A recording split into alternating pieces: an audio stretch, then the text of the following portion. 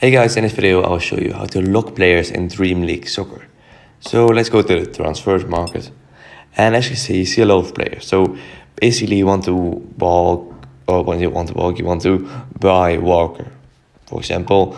And imagine you do not have enough coins, so you need around 51 coins to buy him. But let's say you have 1000 coins and you do not have any challenges left, or if you play a match it refreshes, so that isn't an option as well, and you do not want to buy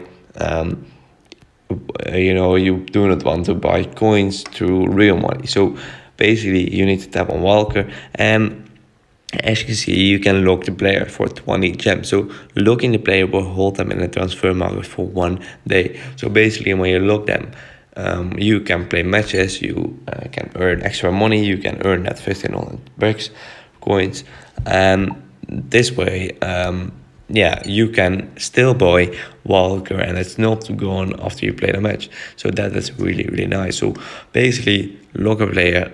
By locking a player, you just need to tap on the player and then tapping on 20 gems, lock player, and this will lock the player very easily.